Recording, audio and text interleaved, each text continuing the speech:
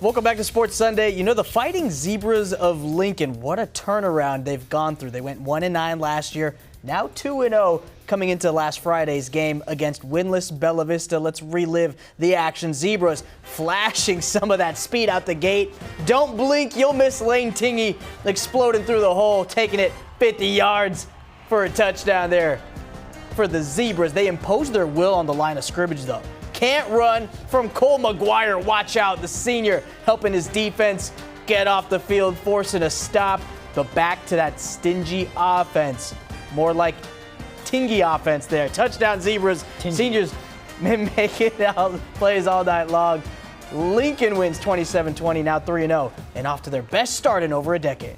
Zebras on a special start, so you know we had to bring them in studio to talk about it. A herd of Zebras joining us. We've got head coach Alan Berg, running back Lane Tingey next to him. Then we have Brock Gaylor and Eli Duff on my side. Guys, thanks for coming. We appreciate you all for coming through on a Sunday. Thank you for having us. Yep. Yeah, of course. We've got to talk about this impressive start. 3 games, 3 wins. Couldn't ask for anything better. Coach, what's impressed you so far through 3 weeks? Consistency, I would say, is the biggest thing for us so far. You know, we work on things in practice, and for the most part, they translate on the field pretty quickly. So probably just consistency. For Lane, Eli, and Brock, can you guys take me through this? 1-9 season last year, right? Yeah. It was really probably a tough season to have, but to actually have this bounce back and see the hard work pay off, not only just last year, but this year as well. What does that mean to you guys?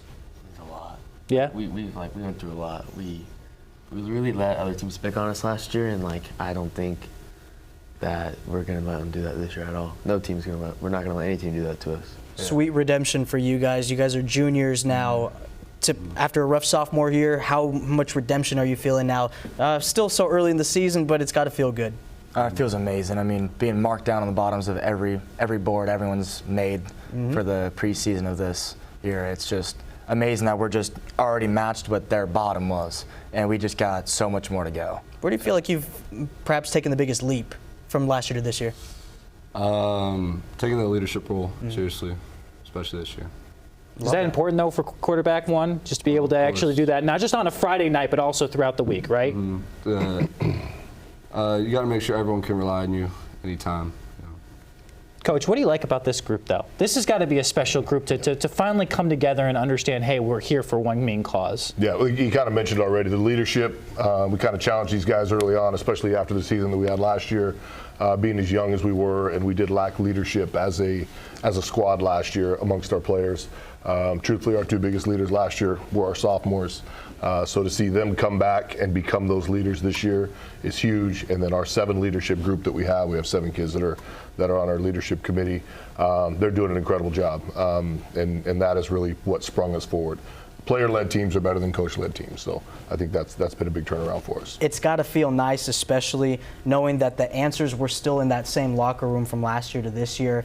It's not a talent issue, right? So how would you be able to kind of emphasize and perhaps have the message translate from last year, knowing that you want to build on, perhaps a rough year last year? Well, we want to move on from last year because it was bad, but I also don't want them to ever forget, because you got to learn from your mistakes before you're going to improve. So I mentioned it to them, and I know they get tired of hearing it, but don't forget where you came from, because it doesn't take much to get back into that spot. So you got to learn to push forward, learn from your mistakes, grow, push each other, support one another. And if you do that, we're going to be okay. And so far, it's been pretty good.